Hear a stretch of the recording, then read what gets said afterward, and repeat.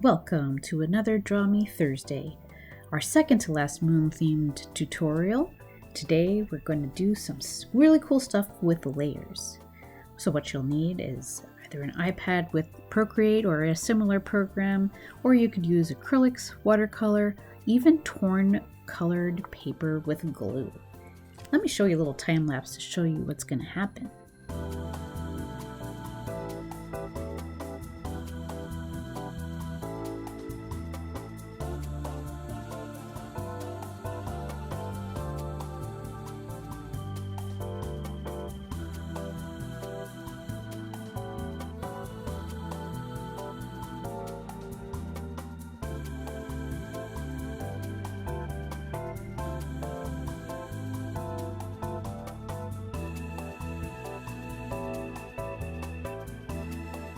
We're going to start out with an 8x10 canvas in Procreate or whichever drawing program you choose. If you want to add a quote, make sure you have that on hand. So let's start out. The first thing I did was I made the background a dark blue color for the sky. There we go. And from here, I went to the first layer and I drew the moon. I like to use a brush that's not quite smooth, so something with a little bit of texture on it. You can use any. I'm just going to use some from the collection that I have here. And we're going to draw a circle on the top. Nice big circle. And then just going to fill that in. So that's going to be our moon. You can kind of position it wherever you'd like. Let's see. There we go. That's good enough. So now we're going to work on the first earth layer, as I'm going to call it, which actually is going to be in front or on top of the moon, because the moon is going to be basically on the background. And you'll choose your first color, which I'm going from light to dark. So the very top portion here is going to be light, and then as we go down, it's going to get darker, and then over here we'll have the water. Okay. And you don't have to be very specific about this. This is very much a free-flowing kind of thing, so just adding color, and then we're just going to fill that in. I'm going to put all my layers on here first, and then I'm going to choose a darker color for the next bottom here. Fill it in. Then the next layer, a little darker than the first. And again, nothing too specific. Just throwing on some color here. Let's leave it at 3. And then the very bottom layer is going to be where the water is. So let's go with kind of a dark blue. This one, I'm not crazy about that blue. But let me fill it in first, and now I can change it. Ooh, not quite the blue I was looking for. There we go. That'll work. Okay. So now that we have basically our shapes and our colors, what I did was that I went on each individual layer and I added some light on the top here and then shadows on the bottom portion here. So you can do it in a multitude of ways. For now, I don't usually use Alpha Lock, but I'm going to use it today just because I want to go a little faster in my tutorials. So for this part, I like to use something really rough and gritty. So I'm going to use this Dirty Halftones brush that I got recently. That's a lot of fun. And what I want to do is that I want to make the color darker than what it is, because this is going to be my kind of like a shadow. So we're adding a shadow on the bottom. And then we'll add some light at the top here. It's kind of hard to see, but it is lighter. There we go. And then we'll go to this, we'll do the same thing on the layer below. So moving your layer to alpha lux so that the color stays in. I'm gonna go, let's see if this was this color. Let's make the shadow darker. Yeah, there we go. And then we'll give the light on the top.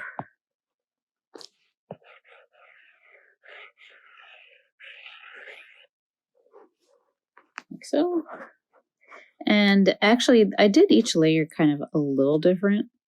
I did actually add a little bit of kind of like a green color to some of these to make it stand out a little different. Oops. But, you know, experiment with how you feel. And then finally, the last earth layer. Again, doing the alpha lock. Let's sample that color so that we can find a lighter color. And we'll add that on top.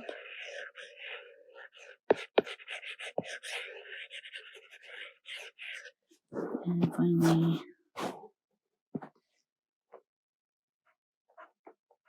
add the darker color on the bottom.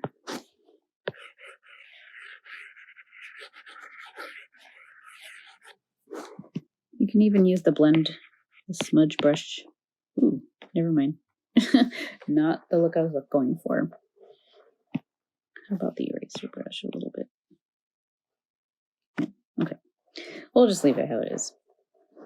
All right, and then we're going to do the same thing for that little water area. Actually, what I did for the water area was that I put my alpha lock on there. I did like the I guess the shine of the moon on the water, so it looked like it was kind of reflected like that. And then you can soften it up a little bit with taking some of that white off. There we go.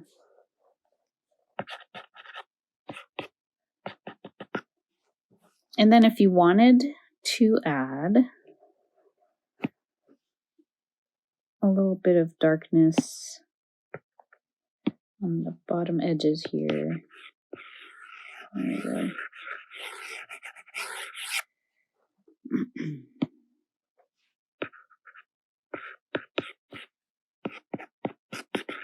Okay, just throwing that around there.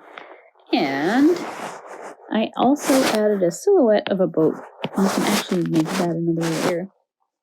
Again, you don't have to put a boat in there. I just thought it would look cool with the little boat, a silhouette of a boat. Let's make sure that my brush is not the same one I was using, because I want to use a super fine pen. So maybe not that fine. So here's the mast. And then we have and this doesn't have to be super exact, because, let's zoom in a little bit. Okay. That's where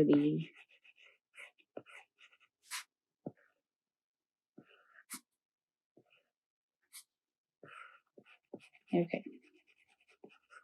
So there you have a very simple silhouette of a boat, and then I'm going to give it some looks like waves on the bottom. So looks like it's not just flat. And then what I did, what I did in the original drawing was that I added some highlights, some quick highlights on the water.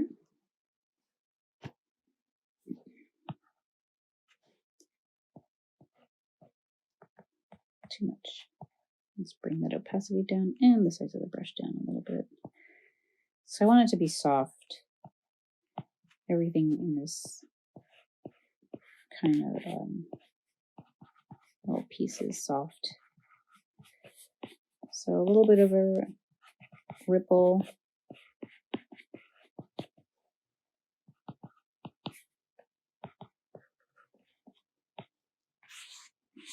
When you look at it from afar, it still looks like a nice little reflection. Some waves and whatnot. Just because. All right.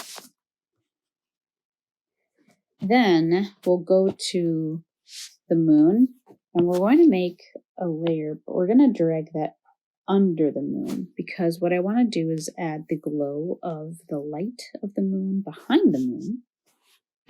Make sure we have the right brush. Excellent. We'll bring this one, make it a little larger, and then we're going to basically put another circle behind the circle. Does that make sense? So adding a halo, if you will, around the moon here to show that it's glowing. You can always use the eraser to kind of take off a little bit if you find that it's too much.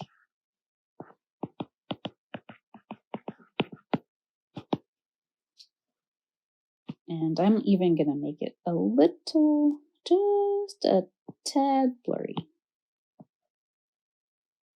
Not too much, just a little bit. There we go. And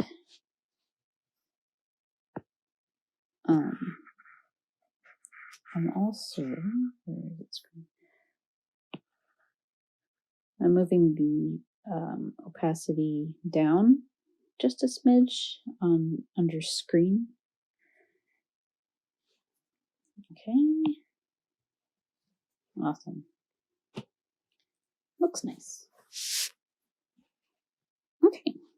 So there's our sandy moon photo there. And then again, if you wanted to add a quote, you can go ahead and either add text, or you could just kind of write it in however you would like. I like to use a color that's not quite black, not quite, I was going to say blue, black and blue. Let's,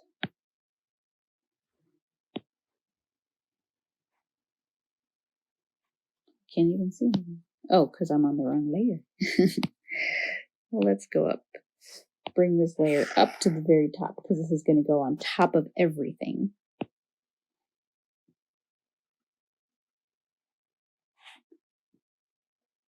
So you can add whatever you want.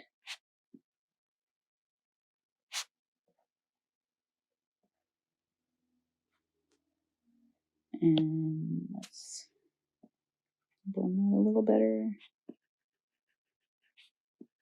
You could put whatever wording. I just put moon in Spanish here.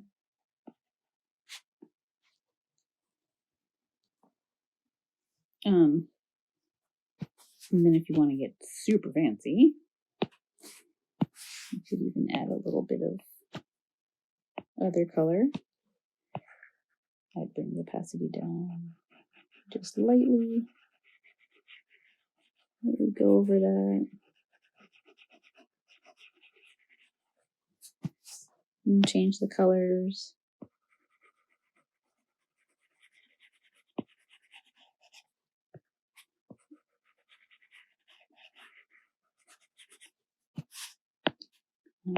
Kind of messing around with it. And then I'm going to kind of blend it together.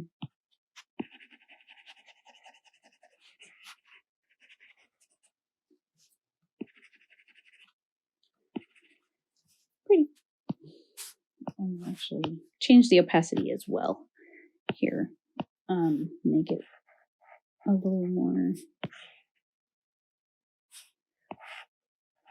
little softer. Oops. It went away.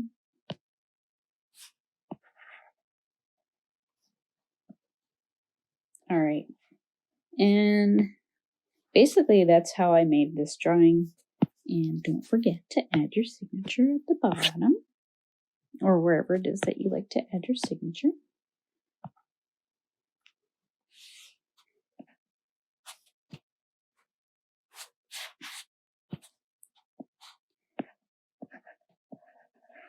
Woo! Signature added. So there you have it. Of course, you can add a lot more texture, a lot more details if you'd like, but basically that's what I did to get this moon, mountain, water effect, which looks really cool when you have like a quote in there and you add a few more details.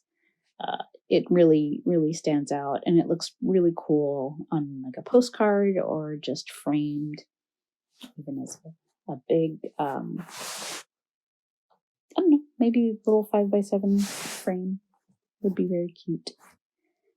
All right, hope you enjoyed this. See you next week. Next week, we'll have one last moon-themed tutorial for Draw Me Thursday. Hope to see you then.